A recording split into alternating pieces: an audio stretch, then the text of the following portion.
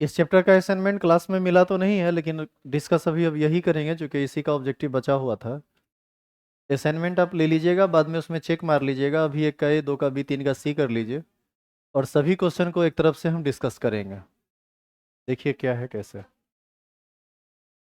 Telegram पर इसका PDF डाला जा चुका है, तो आप वहां से क्वेश्चन देखना चाहें तो वहां से देख सकते हैं। चलिए अब शांत रहिए और इधर देखिए। सबसे पहला क्वेश्चन है, एफईसीओ का होल 5 की सही संरचना क्या है। अब देखो, एफईसीओ का होल 5 में एफ सेंटर में रहेगा और सीओ 5 गो लिगेंड का काम करेगा। 5 हाइब्रिड ऑर्बिटल चाहिए ना 5 को जोड़ने के लिए। तो ऐसी स्थिति में टेट्राहेड्रल तो कभी नहीं होगा। टेट्राहेड्रल में तो 4 गो ना हाइब्रिड ऑर्बिटल होता है। एक्चुअल में जब 5 हाइब्रिड ऑर्बिटल बनता है तो 3 हाइब्रिड ऑर्बिटल, देखना इधर, 3 हाइब्रिड ऑर्बिटल एंगुलर होता है। 3 हाइब्रिड ऑर्बिटल ऐसे होता है, इसको बोलते हैं ट्राइगोनल शेप। और एक हाइब्रिड ऑर्बिटल इधर होता है और एक हाइब्रिड ऑर्बिटल इधर होता है। एक पिरामिड इधर से और एक पिरामिड इधर से, तो इसका शेप हो जाएगा trigonal, trigonal bi pyramidal.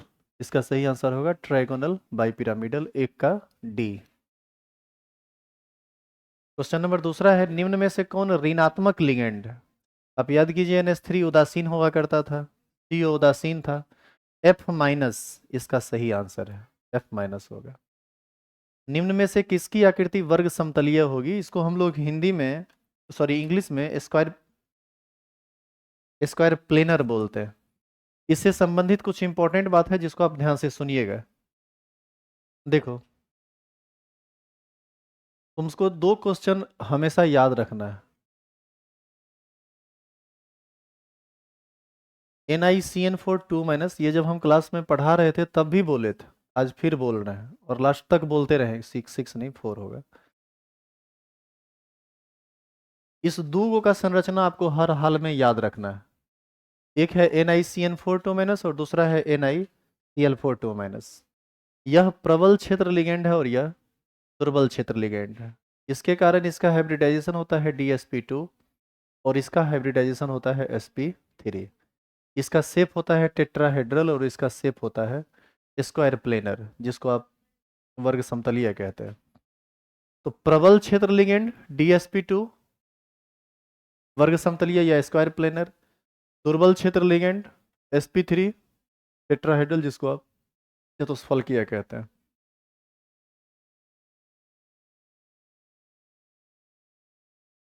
Question है, निम्न में से किसकी आकृति वर्ग समतलीय होगी। क्या होगा इसका आंसर। NiCN4 2-। आप एक काम करो, इसको लिख लो तो, इसको बढ़िया से लिख लो तो, जहां पर ऑब्जेक्टिव लिख रहे हो ना साइड में कहीं पर लिख लो NiCN4 2-। हाइब्रिडाइजेशन होता है DsP2 और शेप कैसा होता है,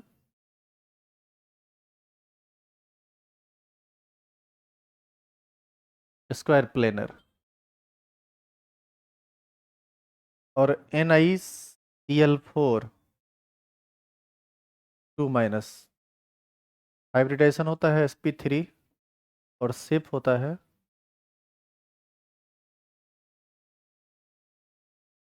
टेट्राहेड्रल, चतुष्फलकीय। ये दो बहुत ही महत्वपूर्ण क्वेश्चन है। इसमें आप, अच्छा इसमें एक सब्जेक्टिव क्वेश्चन भी पूछता है, आप इसको भी याद रखिएगा। क्वेश्चन पूछा हुआ है और पूछते रहता है। क्वेश्चन पूछता है, NiCN4 2- की संरचना वर्ग समतलीय होती है जबकि NiCl4 2- की संरचना चतुष्फलकीय होती है। कारण स्पष्ट करें या क्यों, ऐसे क्वेश्चन कहता है। अब देखो इस क्वेश्चन का जवाब क्या होगा। दोनों का कोऑर्डिनेशन नंबर 4, पहले जवाब समझ लीजिए, बाद में उसको हम लिखित रूप एक दे देंगे। आप समझ लीजिए कि कैसे हम इसका आंसर करेंगे। दोनों में निकेल निकेल सेंट्रल एटम है, दोनों में 4 गो लिगेंड उसमें भी है, 4 गो लिगेंड इसमें भी है। अंतर यह, दोनों में 2 गो निगेटिव चार्ज है, इसमें भी 2 नेगेटिव चार्ज है, इसमें भी 2 नेगेटिव चार्ज है। दोनों में निकेल का ऑक्सीडेशन नंबर +2, उसका भी ऑक्सीडेशन नंबर +2 है। बस अंतर एक है, अंतर यह है कि यह प्रबल क्षेत्र लिगेंड है और यह दुर्बल क्षेत्र लिगेंड है। बस यही कारण है कि इसका संरचना हाइब्रिडेशन सब चेंज हो जाता है। हम कहेंगे कि NiCN4 2 माइनस में Cn माइनस एक प्रबल क्षेत्र लिगेंड है, जिसके कारण इसका संकरण DsP2 होता है तथा इसकी संरचना वर्ग समतलीय होती है। जबकि NiCl4 2 माइनस में Cl माइनस एक दुर्बल क्षेत्र लिगेंड है, जिसके कारण इसका संकरण sp3 होता है और इसका संरचना चतुष्फलकीय होता है। बस यही इसका जवाब होगा, और ये लिखाने जैसा चीज नहीं है। यदि आप ये बात लिख चुके हैं तो आपको समझ में आ गया होगा कि आपको इसकी क्या भाषा देनी है। और इतना के बाद भी नहीं समझ में आया तो 6 फरवरी से नया बैच स्टार्ट हो रहा है। इसको आप लिख लिए हैं? इसको इसको लिख लीजिए कहीं साइड में।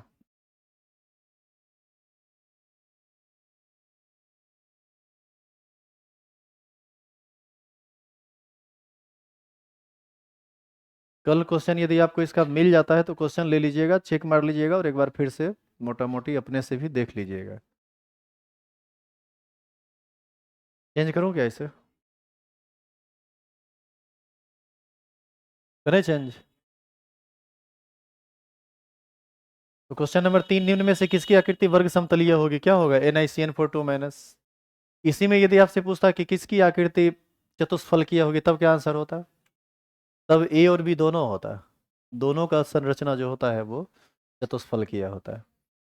आगे क्वेश्चन है, निम्न में से कौन यौगिक प्रकाशीय समावयवता दर्शाता है? सुनिएगा ध्यान से। प्रकाशीय समावयवता सिर्फ वही कॉम्प्लेक्स कंपाउंड दर्शाता है जिसका कोऑर्डिनेशन नंबर 6 हो और जिसमें बाइडेंटेट लिगेंड हो।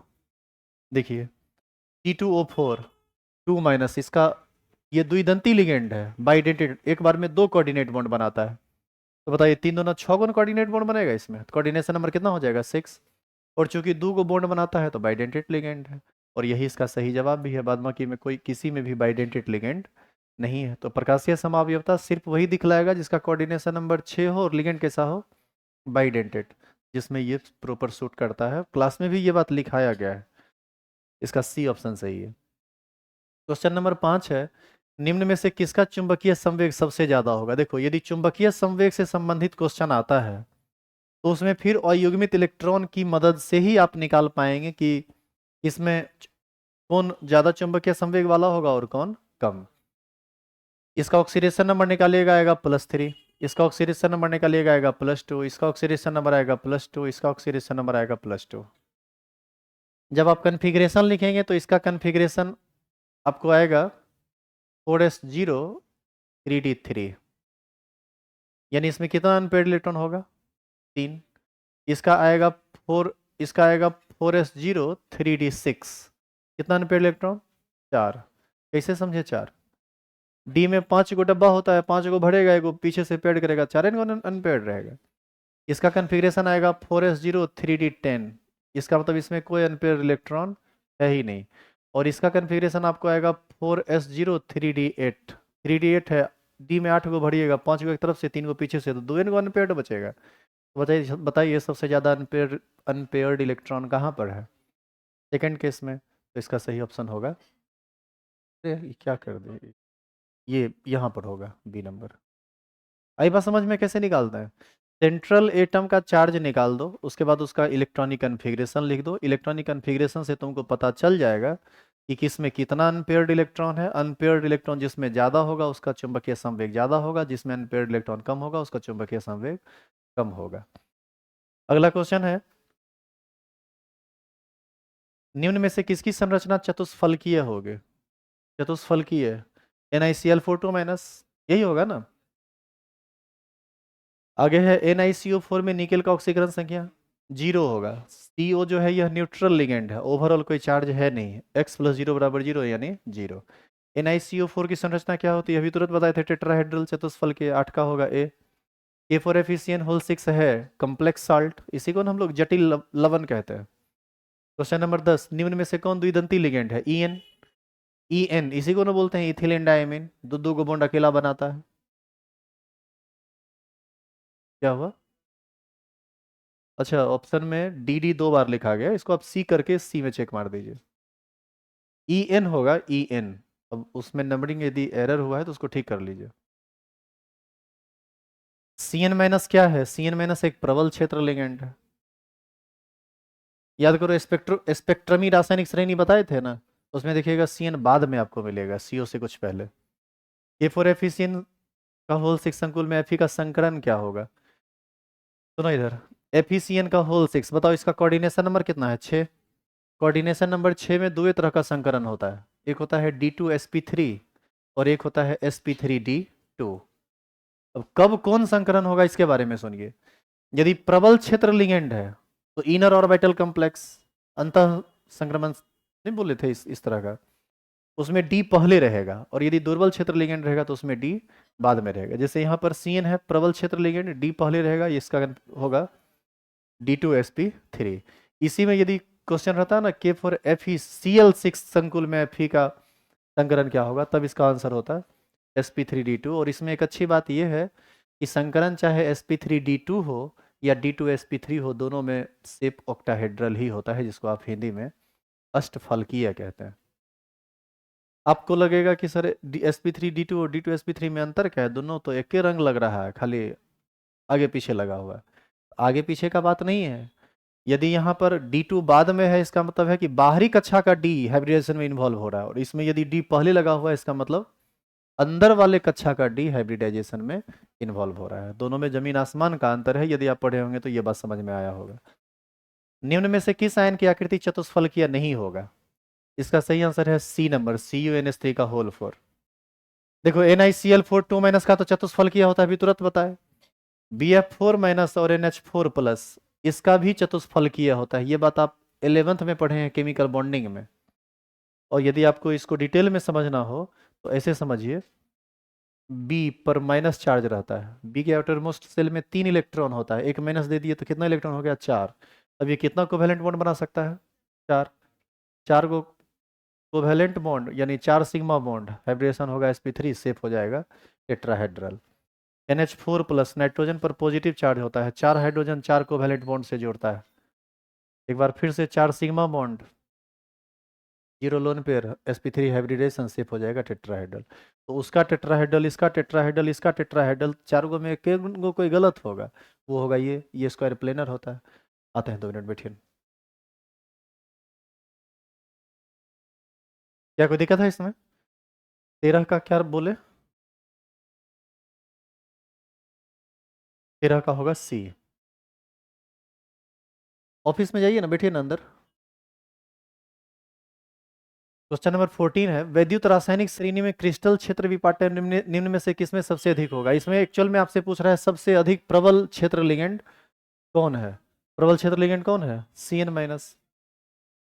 K3CrOX में Cr का उपसंयोजन संख्या क्या है? OX, इसी को हम ऑक्सलेट बोलते हैं। यह एक बाइडेंटेट लिगेंड है, अकेला यह 2 बॉन्ड बनाता है, तो 3 गो 6 गो बॉन्ड बनाएगा, 3 दूना 6, कोऑर्डिनेशन नंबर हो जाएगा 6। तो इसका सही आंसर होगा A नंबर। कोबाल्ट की प्रभावी परमाणु संख्या याद कीजिए, प्रभावी परमाणु संख्या का फॉर्मूला याद कीजिए आप, कल भी बताए थे, कल का मतलब पिछले क्लास में।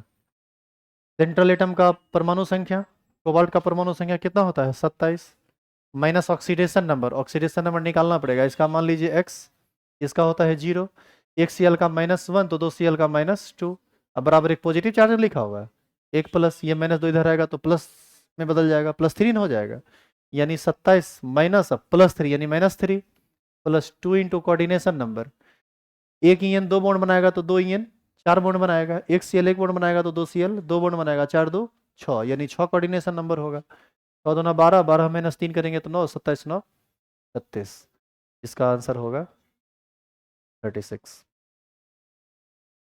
किस यौगिक का योग किस यौगिक या क्या लिखा हुआ है, किस यौगिक या, अच्छा, किस यौगिक या यौगिकों का चतुष्फलक आकृति है? देखो PdCl4 2- जो है ना, ये स्क्वायर प्लेनर होता है, इसका सही आंसर होगा A नंबर, NiCl4 2-। H2PtCl6 का IUPAC नाम आप याद कीजिए, सबसे पहला IUPAC नाम इसमें जो बताए थे वो यही है ना, हाइड्रोजन, हाइड्रोजन, 6 गो क्लोरो आया है तो हेक्सा, Cl है तो क्लोरो, निगेटिव स्फेयर है तो प्लेटिनेट, प्लेटिनेट, और ऑक्सीडेशन नंबर निकालिएगा तो +4 आपको आएगा ये। इसका सही आंसर है A नंबर, 18 का A। और बस इतना ही क्वेश्चन है इसमें। आपको किस किस चैप्टर का असाइनमेंट नहीं मिला है? अब पूरा चैप्टर मतलब जो छूटा हुआ है सबका नाम बताइए। सिर्फ सिर्फ 9 ही बचा हुआ है, अब बाद बाकी पी ब्लॉक का मिल गया।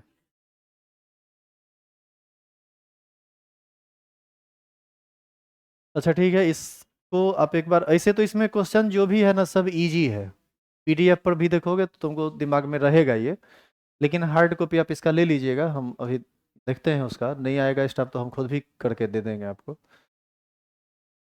क्या है कि आपके काम में बाधा होना ये बहुत जुल्म है, आपका एग्जाम है और इस बात को हम समझते हैं। हाँ, तुम गाना बजाओ न। तो ये चैप्टर हो गया समाप्त। अब आपका सुनिए, अब आपका बस 2 ही चैप्टर बचा हुआ है। एक चैप्टर है आइसोलेशन ऑफ एलिमेंट्स जो मात्र एक क्लास का काम है, और एक चैप्टर है पी ब्लॉक एलिमेंट, उसका सब्जेक्टिव का हम आंसर एक बार दे चुके हैं टेलीग्राम पर, हम दोबारा फिर से उसको जारी कर देंगे। और उसमें कुछ कुछ बात है जो समझाने वाला बात है, मैक्सिमम बात रटने वाला है। जो समझाने वाला बात था क्लास में भी हम समझाए थे, एक बार फिर यहाँ समझा देंगे।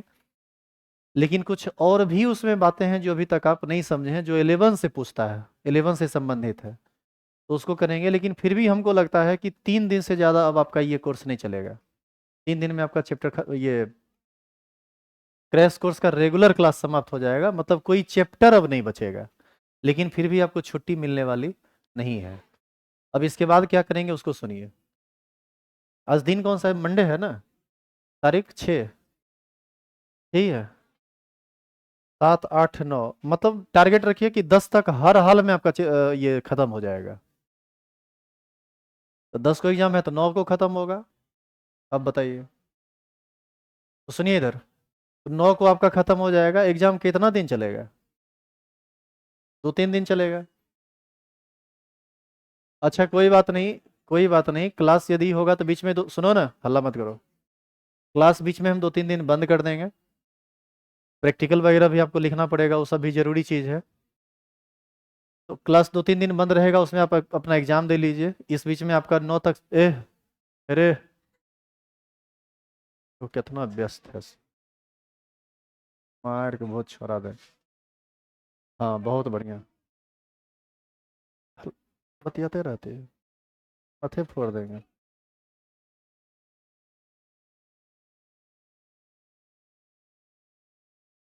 सुनिए, तो अभी तुरंत आपको छुट्टी नहीं मिलने वाली है, अभी आइसोलेशन ऑफ एलिमेंट से स्टार्ट करेंगे हम, तब ना 9 को छुट्टी होगा।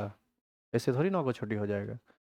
तो 9 तक आपका क्लास चलेगा, फिर 2-3 दिन हम छुट्टी दे देंगे जब तक आपका प्रॉपर एग्जाम है। उसके बाद एक कंबाइंड फॉर्मेट में, सीक्वेंस में कुछ क्वेश्चन है जिसमें 100 ऑब्जेक्टिव क्वेश्चन होगा, 5-10 सब्जेक्टिव क्वेश्चन होगा। जैसे आप याद कीजिए 11 के कुछ पार्ट को जो आप पढ़ रहे थे ऑर्गेनिक केमिस्ट्री में, halo alkane and hello Erin से पहले, याद है SN1 और SN2 पढ़े थे, वीडियो पूरा दिखाए थे उसका। SN1 और SN2 में अंतर पूछता है, आपसे पूछा जाता है SN1 तथा SN2 में क्या अंतर है। आप कॉपी देखिएगा फ्रेश लिखा हुआ है, लेकिन एक बार फिर से उसको लिखाना पड़ेगा, क्योंकि क्रैश कोर्स में तो सारी बातें बातें हो रही हैं, क्योंकि ये सारा चीज़ तो पहले भी एक बार हो चुका है। क्रैश कोर्स का तो मतलब है कि हम चीज़ों को रिपीट कर रहे हैं। तो जो यहाँ पर पढ़े हैं उनको तो पता है, लेकिन जो नहीं पढ़े हैं कुछ लोग, उनके लिए फिर गड़बड़ हो जाएगा, तो लिखाना तो पड़ेगा। तो 5-10 क्वेश्चन वो होगा। अब जैसे उसी में देखो, क्वेश्चन एक है H3PO3 ऑक्सीकारक का काम भी करता है और अवकारक का भी काम करता है, क्यों? आपसे क्वेश्चन करेगा, फिर आप वहाँ पर फंसेंगे। ये सब का सब चीज़ 11 से संबंधित है, लेकिन क्वेश्चन पूछता है 12th में। आपको लगता है first year is rest year, तो सेकेंड ईयर को एवरेस्ट बनाते रहिए, ये तो यही होगा ना। तो कोशिश हमारी ये है कि यदि आपका वो चीज़ छूटा हुआ भी है तो कम से कम आप समझे ना समझे क्वेश्चन का आंसर कर सकें, ये आपके लिए ज़रूरी है बोर्ड एग्जाम में बेहतर करने के लिए। बाकी आपकी अपनी लाइफ है, आपका अपना कैरियर है, आप उसको कितना अच्छे तरीके से संवारते हैं या उसको बर्बाद करते हैं, ये आपके हाथ में है। हमारा अपना जो प्रयास है और हमारा जो कर्तव्य है हम उसको पूरा करेंगे, और बहुत अच्छे तरीके से करेंगे। आप 1,000 रुपया दिए हैं, मजाक नहीं किए हैं। आपको मैं फिर से याद दिला दूं कि आज 44वां लेक्चर आपका चल रहा है। हम जो भी क्लास करते हैं उसका पूरा गिनती होता है, क्योंकि रिकॉर्डिंग होता है तो उसमें तो गिनती ऑटोमेटिक हो जाती है। वैसे भी हम बहुत कैलकुलेशन के साथ काम करते हैं। इस समय कौन चीज़ बताना है वो सब हमारे दिमाग में रहता है, वो सब हम लिखते हैं। तुम लोग को लगता होगा कि लिए आए बैठे अपना कर दिए, वैसा कुछ नहीं है। तुम्हारा 12th का सारा सिलेबस जो है ना उंगली पर जोड़ा हुआ रहता है कि किस चैप्टर को कितने लेक्चर में खत्म करना है और कब तक इसका टारगेट है कि खत्म कर देना है, चाहे उसके लिए संडे का एक्स्ट्रा क्लास लेना पड़े। इसीलिए सिलेबस टाइम पर समाप्त होता है और ढंग से समाप्त होता है, मजाक नहीं करते हैं यहाँ। 11th में कुछ कमी रह जाती है इस वजह से, क्योंकि 11th का सिलेबस एक तो बहुत बड़ा है, दूसरा आप लोग एक बार में आते नहीं हैं पढ़ने के लिए, आज 2 आया कल 10 आया। 11th में रहते हैं तो पढ़ते नहीं हैं उतना। 11th में 10वां पास करके आते हैं तो आपको लगता है कि कॉलेज वाले स्टूडेंट हम हो गए, आपके दिमाग में कुछ और ही चलता रहता है। अभी तो एग्जाम का प्रेशर है तो सुग्गा की तरह बैठे हुए मुंह कुत्ता जैसा करके, उस समय तुम ऐसे थोड़ी रहता है, मुंह कुत्ता जैसा करके इसको दिल पर नहीं लेना, तो मुंह लटका के बैठा हुआ है, क्योंकि तुमको पता है कि केमिस्ट्री सिलेबस है बहुत बड़ा, ये हमको बहुत परेशान करने वाला है। नहीं तो तुम ही ठंडी में हमको नजर आता रे, ये लाल पियर टोपी लगा के घर में सुतल रहता। 11th और लग देखो कितना मजा में है, अभी कोई लेना देना नहीं है क्या हुआ नहीं हुआ। जैसे अभी 1 जनवरी मनाने के लिए कुछ लोग गए हैं, तो वो जो है सो 6 जनवरी आज आ जाएगा क्लास करने के लिए, आज थर्मोडायनामिक्स का क्लास स्टार्ट हो रहा है। तो उसमें जो है सो बच्चा सब, इसीलिए हम नोटिस डालना पड़ा हमको कि थर्मोडायनामिक्स स्टार्ट हो रहा है, रेगुलर ही नहीं तो वो समझ में नहीं आएगा। तो बात सीधी सी है कि आप कितना सीरियस हैं उसी के हिसाब से टीचर सीरियस रहेगा। तुम पढ़ना नहीं चाहोगे तो टीचर का मजाल है कि तुमको पढ़ा दे। अच्छा ये बताइए कि पढ़ाना क्या ठोठिया के पढ़ाने का चीज़ है? तो जब तक आपकी अपनी इच्छा नहीं होगी तब तक आप नहीं पढ़ेंगे। क्लास 7 तक हम कसम खाए हुए थे कि हमको नहीं पढ़ना है, कोई कितनों हमारे साथ जबरदस्ती कर लिया, हम नहीं पढ़े। मामू और मार के खाल छोड़ा देते थे हमारा। नाना जी के यहाँ ही हम रहे और बहुत ज़्यादा बदमाशी करते थे, ऐसे तो अब हम सुदामा हो गए हैं। अरे ऐसा क्या है, अरे ये सब बात बोलते हैं तुम इतना सेंसिटिव क्या हो जाता है भाई? तो कुछ नहीं है। तो उस समय क्लास स्टैंडर्ड 7 तक एकदम नहीं पढ़ते थे, कुछ भी नहीं, पढ़ेंगे ही नहीं। मामा जी बैठे रहते थे बगल में, पढ़ाते थे, पढ़ाते थे पिस्टल लेके। सुन लो, हम उस माहौल में पले पले बढ़े हैं जहां पर पिस्टल बगल में रहता, नहीं पर भी गोली मार दो वो। इस माहौल में पढ़े तो ठीक है, तो गोली मार दीजिएगा, तो हम किताब पलट ले रहते जान के, ना तो बचा लेंगे लेकिन पढ़ेंगे नहीं। तो बात देखो घुमा फिरा के बस इतनी सी है कि पढ़ाई अपने मन का चीज है। जब तक तुमको अंदर से आत्मा से नहीं आवाज आएगा ना कि हमको पढ़ना चाहिए, तब तक तुमको कोई नहीं पढ़ा सकता है। चाहे वो जितेंद्र कुमार हो, धर्मेंद्र कुमार हो, तुम्हारे माता पिता हो, या कोई दूसरा और हो, कोई नहीं पढ़ा सकता है, कोई भी नहीं पढ़ा सकता है। और जिस दिन तुमको ये लग जाएगा ना कि तुमको पढ़ना है, किसी के बाप का औकात नहीं है कि तुमको रोक ले। समझा?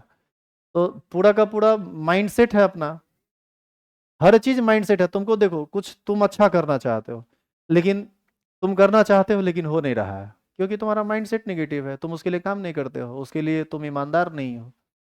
तुमको यूपीएससी बीपीएससी करनी है और तुम बैठ के रील देख रहा है, एरा कुत्ता काट लेलके, एरा कुत्ता दबाड़ लेलके, यही सब देखता है। यही सब कंटेंट कुछ थोड़ी है यूट्यूब पर।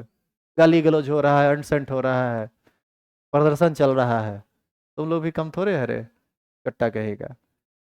तो यही सब चल रहा है और इसी में आप खोए हुए हैं। एक प्रकार की बीमारी लगी हुई है हर एक इंसान में, और थोड़ी बहुत बीमारी वो हम में भी है, हम भी देखते हैं, ऐसा नहीं है कि हम नहीं देखते हैं। लेकिन हम देखते हैं तो हम अपना कैरियर बना चुके हैं। हम जब फ्री टाइम में रहते हैं, जब लगता है कि कोई काम नहीं है, तभी मोबाइल देखते हैं, ऐसे नहीं देखते। जैसे आप कभी कभी ऑफिस में जाते होंगे, 5-10 मिनट का हमको ब्रेक मिलता है हर बैच के बाद, तो आप उसमें देखिएगा कि हम मोबाइल खोल के रहते हैं उस समय, या तो सोशल मीडिया का यूज़ कर रहे हों, या कोई रील चल रहा हो नॉर्मल वॉइस में। कभी कभी तो भोजपुरी गाना भी चल जाता है। एक बार भोजपुरी गाना चल रहा था, एक लड़की आ गई और वो जाके कहीं बोल दी कि ऑफिस में ना सर भोजपुरी गाना सुनते रहते हैं। अरे बानर, लड़की को तो दिमाग ही नहीं होता है, वो सिचुएशन को समझती ही नहीं है कि वो एक्चुअल में क्या है। अभी दूगों को बोले साइकिल अंदर करके लगाओ, रास्ता कहाँ है, कहाँ है रे, खड़ी हो जाओ, कहाँ है, खड़ी हो। अरे कहाँ है रे बानर? अरे लाइट यहाँ इतना न रहता है, दिखता नहीं है, कहाँ है कहाँ? हाँ हाँ हाँ, देखो हाँ, यही थी यही थी, खड़ी हो जाओ तो। अब खड़ा है, की करेंगे? वही हम बोले कि 2 साल में केमिस्ट्री सिखा दी है लोग को, लेकिन साइकिल लगाना अभी भी नहीं आया। अब थोड़ा हम सिचुएशन बता दें कि अभी किस सिचुएशन में साइकिल लगा के आई है, तो सुन लो तनी ध्यान से। मतलब हम बोलते होंगे, तुम लोग को गुस्सा आता होगा, लेकिन तुम समझो हमारे तकलीफ को, कि एक टीचर तुमसे परेशान है इस बात से कि तुमको अभी तक बुझने क्यों नहीं आया है। इधर देखो, ये लड़की लोग वाला जो फील्ड है कुछ ऐसा ही है, इधर से रास्ता है, यहाँ पर उनका कुछ घर का काम चल रहा है, तो यहाँ पर गिट्टी गिरा हुआ है, यहाँ पर बालू गिरा हुआ है, और यहाँ पर हम लगा दिए कार, आज ऐसे ही लगा हुआ है।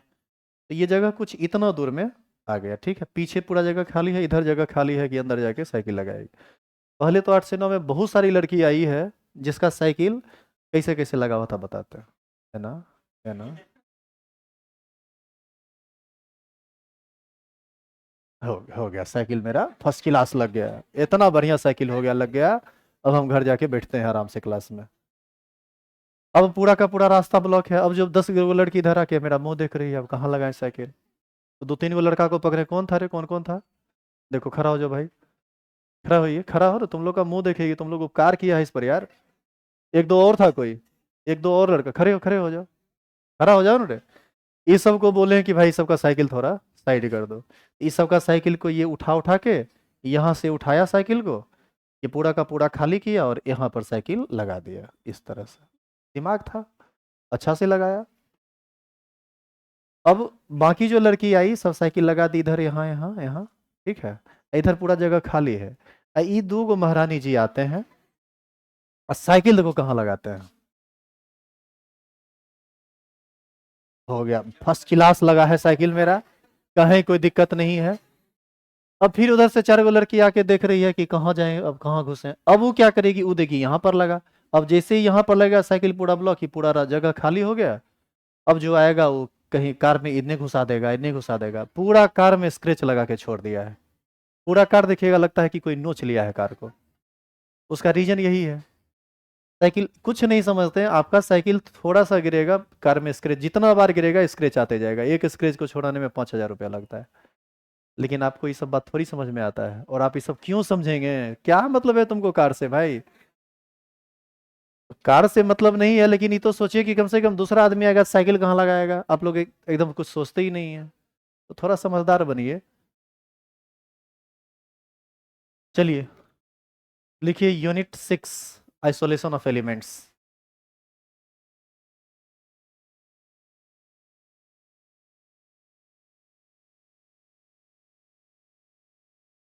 Isolation of elements.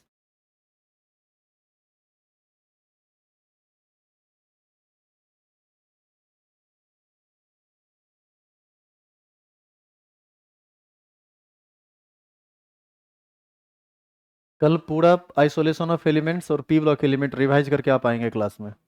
अच्छा, आज आपका 2 चैप्टर का टेस्ट है ऑनलाइन, 2 चैप्टर का, alcohol phenol and ether, aldehyde ketone and carboxylic acid. अरे पढ़ा पढ़ा के जान ले लेंगे तुम्हारा हम अब।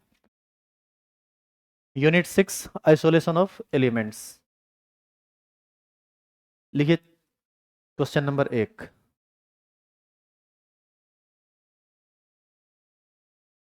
लिखेंगे निम्न अयस्क का, निम्न अयस्क का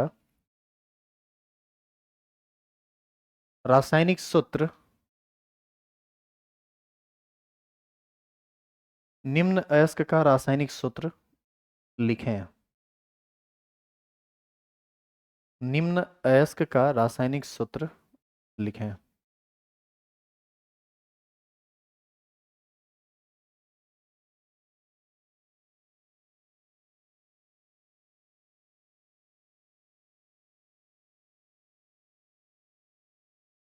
सुनिए, आप क्लास में तो ढेर सारा लिखे हैं, लेकिन सबको नहीं लिखना है, जो जो कहा जाए उसको लिखिएगा। और कैसे लिखना है इसको पहले ध्यान से देखिए, उसके बाद लिखिएगा।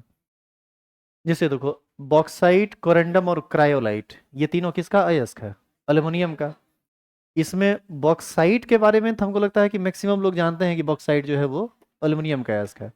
कोरेंडम और क्रायोलाइट में लोग गड़बड़ा जाते हैं, क्योंकि एक तो 9th-10th में इसके बारे में ज़्यादा चर्चा नहीं होती है, और यहाँ पर नाम ऐसा है ना जिससे पता नहीं चलता है कि उसमें एल्युमिनियम है।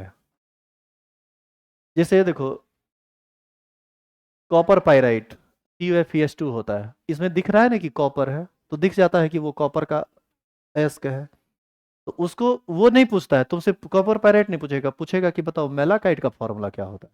अब क्योंकि मेलाकाइट में कॉपर नाम का कोई चीज है ही नहीं, मतलब नाम से तो स्पष्ट नहीं हो रहा है ना कि वो कॉपर का अयस्क है।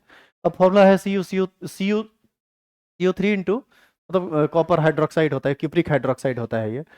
तो आपको ये चीज याद रखना पड़ेगा कि उसका एग्जैक्ट फॉर्मूला क्या होता है। तो आपको लिखना कैसे है ये सुनिए। आप अभी लिखे हैं निम्न एस्क का रासायनिक सूत्र लिखें, उसमें ए बी सी डी करके आप लिखिएगा, और जो जो लिखिएगा और जो जैसे जैसे लिखिएगा वो सुन लीजिए। ए में लिखिएगा बॉक्साइट, फॉर्मूला लिखेंगे Al2O3 × 2H2O, और ब्रैकेट में लिख देंगे अल्युमिनियम। इससे क्या स्पष्ट हुआ? ये अल्युमिनियम का अयस्क है, ठीक है। कोरंड तो जो जिस चीज में हम चेक मारते हैं उस सबको आप लिख लीजिए। अब अल्युमिनियम का तीनों इंपॉर्टेंट है। इसमें हेमेटाइट मैग्नेटाइट उतना इंपॉर्टेंट नहीं है, एक साइडराइट। हेमेटाइट मैग्नेटाइट इसलिए इंपॉर्टेंट नहीं है क्योंकि इसको आप पहले से जानते हैं, आपके दिमाग में होगा हेमेटाइट मैग्नेटाइट जो है ये आयरन का अयस्क है। लेकिन यदि आप कर सकते हैं या तो याद कर लीजिए, और इसके ब्रैकेट में क्या लिख देंगे? आयरन। तो आप ये चारों लिखिए पहले, बॉक्साइट, कोरेंडम, क्रायोलाइट, साइडराइट। फिर आपको लिखना है मेलाकाइट, स्फेलेराइट और एक सिनेबार।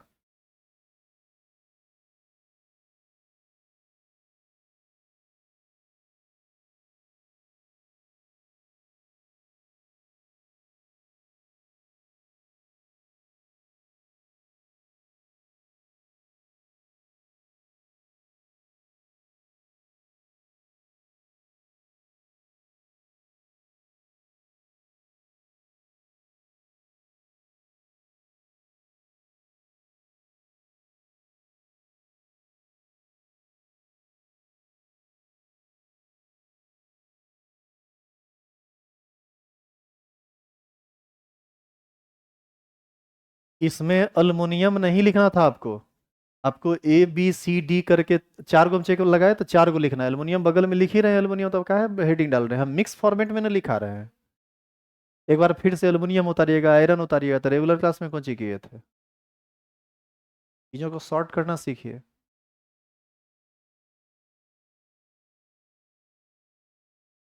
इसमें हम स्पेशली किसी के को नहीं लिखेंगे, हम मिक्स करके लिखा रहे हैं मतलब आप वहां पर 12-15 को लिखे हैं, यहाँ पर आप 6 को लिखिएगा जो इंपॉर्टेंट है, जो पूछता है। तो उसमें आप खाली ए बी सी करके लिख लो, साइड में एल्युमिनियम आयरन लिख ही रहे हो, तो उसमें हेडिंग थोड़े डालना है कि ये कॉपर है, कॉपर का है, ये आयरन का है।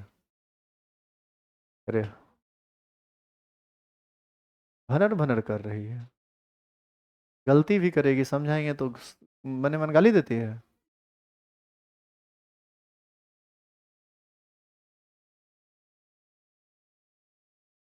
अरे तुम लोग पर भरोसा नहीं कर सकते, तुम लोग कुछ भी कर सकते हो।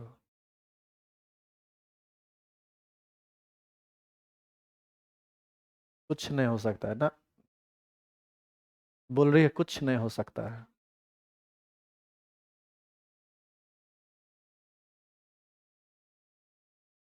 चेंज करें?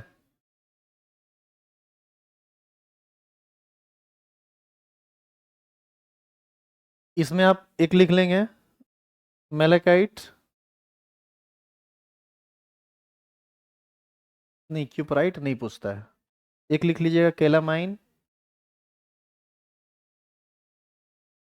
एक लिखेंगे डोलोमाइट, और एक सिनेबार।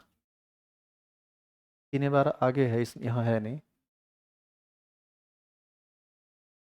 सिनेबार किसका है? एजीएस पाड़ा का।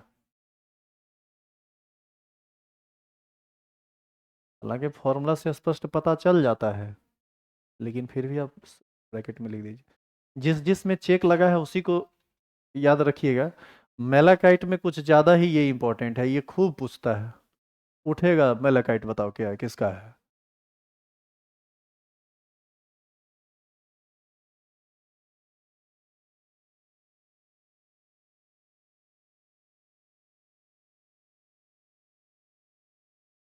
इसमें सब्जेक्टिव क्वेश्चन बहुत कम है। और सुन लीजिए इसमें सब्जेक्टिव क्वेश्चन क्या क्या है। पहला क्वेश्चन तो यही है सब्जेक्टिव। लिखे क्वेश्चन पूछेगा अल्युमिनियम के दो अयस्क का नाम और उसका रासायनिक सूत्र लिखें। 2 नंबर।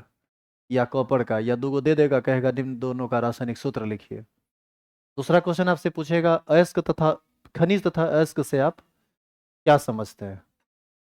तीसरा क्वेश्चन पूछेगा सभी अयस्क खनिज होते हैं परंतु सभी खनिज अयस्क नहीं होते हैं, क्यों। चौथा क्वेश्चन आपसे पूछेगा निस्तापन और जारन में क्या अंतर है। कभी कभी इसका परिभाषा पूछ देता है और कभी कभी इसका अंतर पूछ देता है। आप याद कीजिए, एक ऑक्सीजन के प्रेजेंस में होता है, एक ऑक्सीजन के एब्सेंस में होता है। कार्बोनेट अयस्क का निस्तापन होता है और सल्फाइड अयस्क का भर्जन या जारन होता है। यही सब ना आप पढ़े हैं। तो यही सब आपसे क्वेश्चन पूछा जाता है। आपसे कभी पूछेगा ये फ्लक्स और धातुमल क्या है, ठीक है, ये पूछता है। शॉर्ट टाइप में बस यही सब पूछता है। लॉन्ग टाइप में, यहाँ से लॉन्ग टाइप में क्वेश्चन आता है। अच्छा, एक कुछ और चीज शॉर्ट टाइम में पूछता है, जैसे electro refining process, zone process, Mond process, याद है बाद में लास्ट में जो चैप्टर में बताए थे। तो ये सब दो चार को चीज है जो पूछता है। तो जो पूछता है उसको तो हम लिखाएंगे ही। और इसमें एक लॉन्ग टाइप का क्वेश्चन आता है, ये आता है निष्कर्षण से संबंधित। चार गो निष्कर्षण आप पढ़े थे, आप याद कीजिए। जिंक था, अल्युमिनियम था, आयरन था और कॉपर था।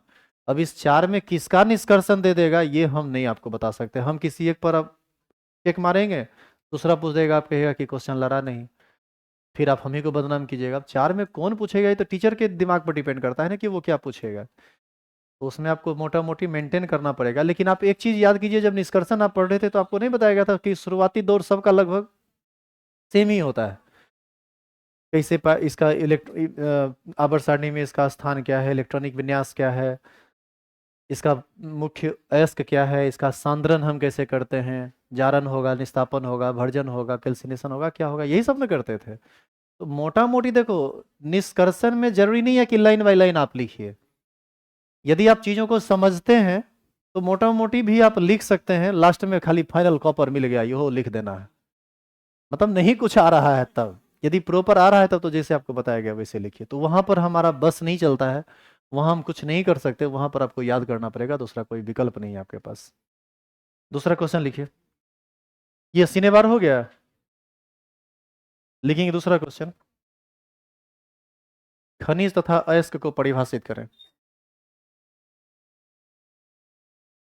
खनिज तथा अयस्क को परिभाषित करें।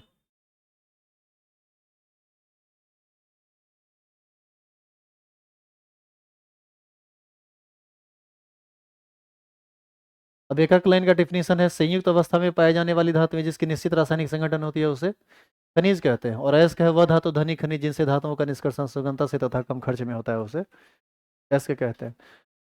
यही इसका परिभाषा है जो है वो आपके सामने है। दोनों आप लिखना चाहें तो लिख लीजिए, क्लास में लिखे हुए भी हैं आप ऑलरेडी।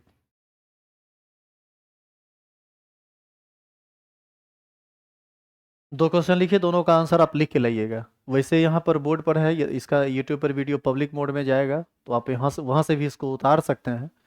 तीसरा क्वेश्चन लिखिए तो। बहुत और इन्हें जगह छोड़िए, लेट हो रहा है। जगह 5 लाइन, 5 लाइन 6 लाइन जगह छोड़ के अगला क्वेश्चन लिखो। इसका आंसर आ जाएगा ना 5 6 लाइन मेरे। इतना तो लिखना है, खनिज का इतना और अयस्क का इतना, बस इतने ना लिखना है। 6 लाइन जगह छोड़ के अगला क्वेश्चन लिखिए। जारन तथा निस्तापन में क्या अंतर है। जारन तथा निस्तापन में क्या अंतर है। जारन ऑक्सीजन की उपस्थिति में होता है, भर्जन सॉरी निस्तापन ऑक्सीजन की अनुपस्थिति में होता है। सल्फाइड अयस्क का जारन या भर्जन होता है, जबकि कार्बोनेट या हाइड्रोक्साइड अयस्क का निस्तापन होता है। यही ना दो अंतर आपको बताया गया था। ये दोनों आपको लिख के लाना है, बाकी का बात होगा नेक्स्ट क्लास में। कल ये चैप्टर खत्म हो जाएगा और अगला चैप्टर स्टार्ट, पी ब्लॉक।